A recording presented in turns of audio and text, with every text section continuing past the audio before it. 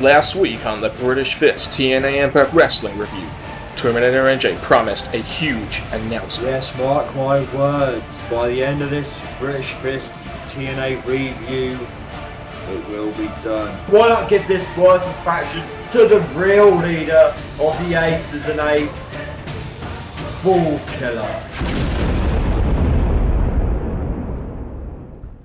I don't believe it. Falconer, one of our long-term friends, are part of the Ace and Eights. I just don't buy it. I mean, we spoke to him on Skype many times. He's a great guy. I mean, I just don't buy the fact that he would be the leader of a faction like that. That's just not Falconer to me. No, especially after month of us being put through torture of Terminator NJ being the leader, then to pass it over to Falconer, one of the nicest people who review TNA. Yeah, I mean, one of the best reviewers we see of TNA out there in the YWC. He's too good. Why would he be part of this? I just don't see the logic here. He has no aspect of being a leader of a faction like Ace and Eights. It shocked us too, guys. We just can't believe that announcement Terminator NJ made last week. Falconer, the leader of the Aces and Eights. I'm not buying it. Are you guys buying it? Because we sure as hell, no, we're defending Falconer on this one. No way. And for the people that are turning their backs because of Terminator NJ last week, I pity you because I just cannot believe if he is, if he's not, no. No, but anyway, let's get onto this review. That's why we're here on this video.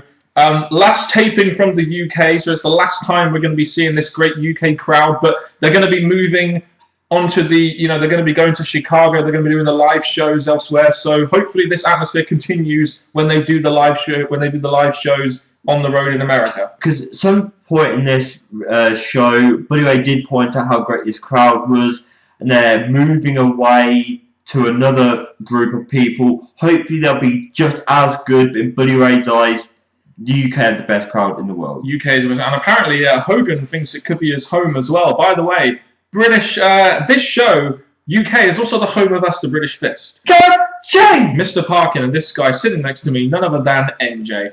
What's that? Lovely hoodie you're wearing today, NJ, by the way. Thank you much, I do like it. I don't know, we're kind of matching colours today. That's pretty cool, isn't it? Don't you think? Mine's a little bit darker, but there we go. Anyway, let's get on to this TNA Impact Wrestling review. Subscribe down below, please. Comment your thoughts on the show, please. And like this video if you will, please. And please make sure you contact us in the links in the description box below. Yes, and after that shocking revelation that Terminator NJ made last week, which we don't buy for 1 second, we go to Hogan opening the show to a very, very good reaction.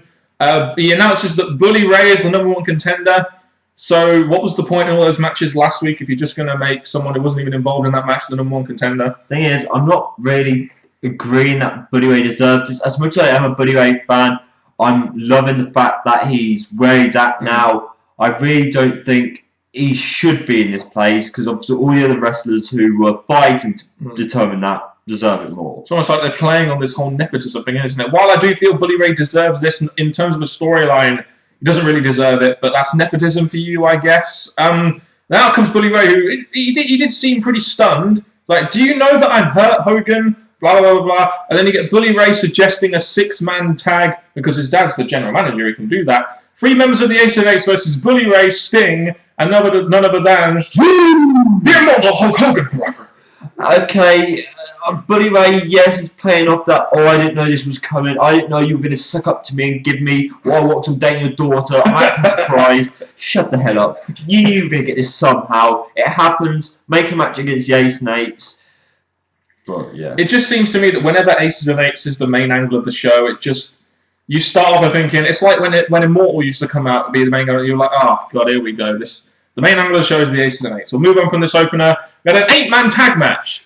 Okay, let's get this. Let's just Bobby Roode, Austin Aries, Christopher Daniels, and Kazarian on one side. Good team. Chavo Guerrero Hernandez, James Storm, and Joseph Park on the other. I mean, 5 people in this segment out of 8. Wow, that's some good stuff. I'm looking at this and thinking, okay, you're throwing 2 people who probably need to be on TV, but don't really need to be in a tag team kind of feudish kind of thing. So this match was a little bit off. The best part for me was when Aries and Rude decided to go, forget this. Why would you? They're the tag champs. Who gives a fuck about the match? Chavo Guerrero ends up getting the pin on Kazarian, even though technically it was Joseph Park that allowed him to get that pin after his own little version of the Frog Splash. And Joseph Park is now 2-0 on Impact Wrestling. He's doing well, isn't he? From his if he can do that well from OVW, then I think the Gut Check guys should be doing really well once they make it to TV. I think Joseph Park, he just needs feuds, just like James Storm, instead of being wrapped up in nothing. That's what I'm hoping to see over the next few weeks coming up to lockdown. Indeed. So a fun segment, I guess, with the characters involved. A lot of them we liked. So Robbie E versus Rockstar Spud. This is another way after last week of getting the British Boot Camp winners. After getting the British Boot Camp winner on the show, this seemed to be more about teasing up the breakup of Robbie E and Robbie T, which it needs to happen, doesn't it? I mean, get Robbie T away from that loser, please. As much as I want to see this, they teased us a while ago. They decided to make up, keep them together for absolutely no apparent reason, break them up again. As long as it happens, it looks like we may get lockdown, the Robbies against each other. Don't really care. But Spud picks up the win with a nice roll-up, I would say. So I'm happy with that. Yep, let's move on. We have the Knockout Championship Elimination match. Terra, Velvet Sky, Miss Teschmacher, and Gail Kim. Now, the first person that got eliminated was Terra. So we knew straight away that we were going to be getting a new Knockouts champion. And the best way I can describe this segment is whoever won this match, whether it would have been Velvet Sky, Miss Teschmacher, or Gail Kim, I quite frankly wouldn't have cared. Because, let's face it, whoever won this match, what can they really do that's refreshing and new with any of these characters? Velvet Sky ended up winning, but I'm not even going to bash it because I'm just through caring now about the Knockouts division. There's nothing refreshing, there's nothing new, there's nothing visionary in this division anymore. My aspect for this was the fact that you had Taylor Hendricks go through the stuff, get a place in here. She's not hardly seen. I'm not saying she should go for the championship, but by now she should at least be in a feud, building her way up to something big. Or just so we can have some new knockouts in there. So Velvet Sky's the champion. Where they'll go from here will be nothing new, nothing refreshing. So whoever won this, it would have happened to them anyway. So they may as well put it on Velvet Sky, or at least it's over. We're going to get an update on AJ Styles next week. I'm looking forward to that, seeing what they're going to be doing with the AJ Styles character, possibly going into lockdown and further on. You're good that you bring AJ Styles back already, but we still have the announcement later of Jeff Hardy.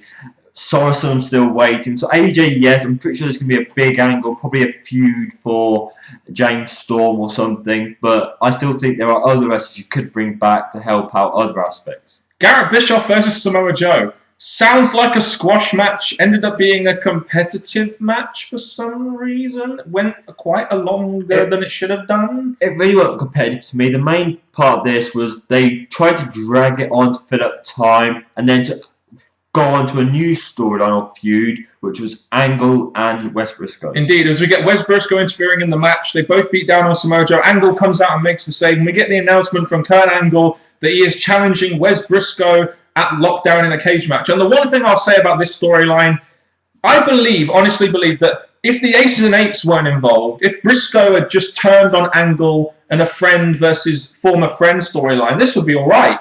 I wouldn't mind this feud, but it's the fact that the Aces and Eights have got involved, and that just drags any story down that it is even partly involved in it right now. I do believe the way they were teasing it, showing how good they are friends, putting each other over, they could have done a strong breakup or friendship storyline. And does Angle's big matches have to be in a cage? Well, who knows? I don't know whether they're doing them all in a cage. There's rumours that they're only going to do the Aces and Eights match and the World Title match in a cage. We don't really know, but this has actually been built to, especially for a big pay-per-view like that, for quite a long time now. I mean, they've had them be friends. They've had Wes Briscoe turn on Angle. So this has actually been built up quite well. It's just a shame that the Aces and Eights got involved, and that kind of just drags my interest away from it. I think it's just a way to get Wes Briscoe on TV without trying to push Angle in the wrong direction. But either way, we're getting the match, so I'm happy. Angle's going to win this one, as he should really win that. Anyway, Rob Van Dam versus Kenny King in an X Division Championship match. The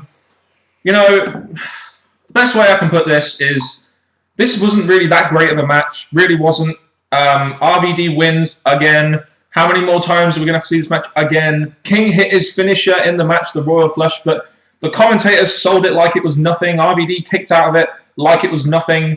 You know, and you get to the point where it's just like, how many more times do you see this match? Can Kenny King actually win that belt now? Because why would I believe he can win that belt? I just don't. I think this is what people are waiting to see, Kenny King to get the win. And they go into this match with Rob Van Dam's track record. It really weren't acceptable, viewable of seeing Kenny King come the champion.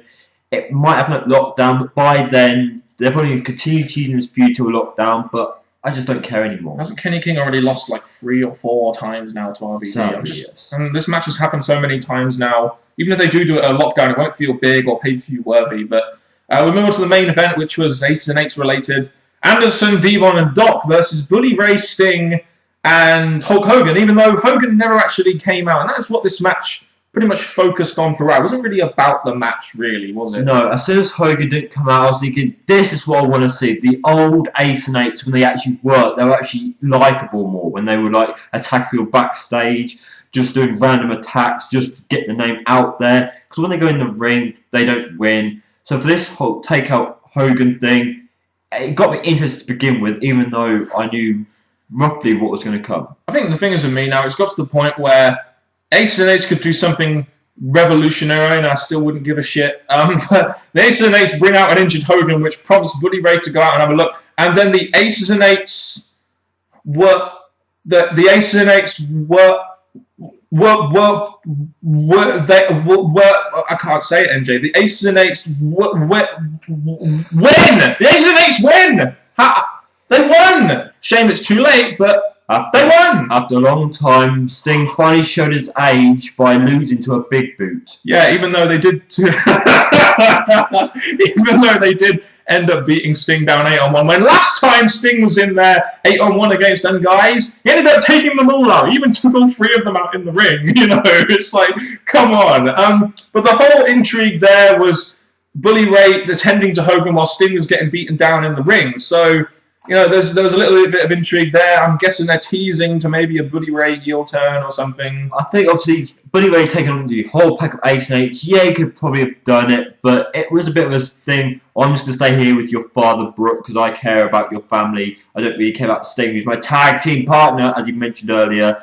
So it's a bit teasing something. We have to see what happens next week. I think the big question is, how serious is this Bully Ray injury?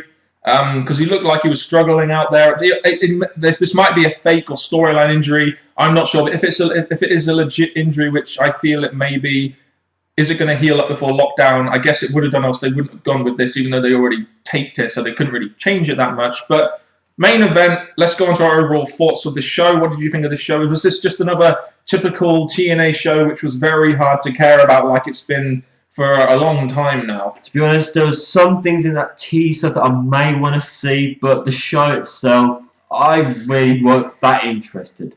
I'll say this: they built a Lockdown. They've got a main event now. We're gonna have Team Sting versus Team Ace and Eights. Wes Briscoe versus Angle.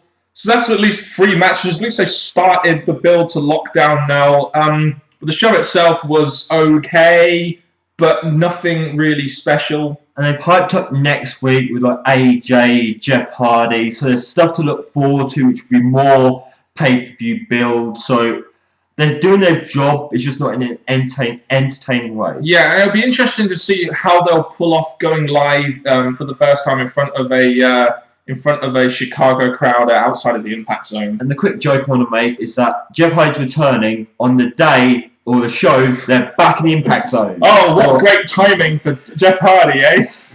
Anyway, that has been another TNA Impact Wrestling review from us, the British Fist. And is it?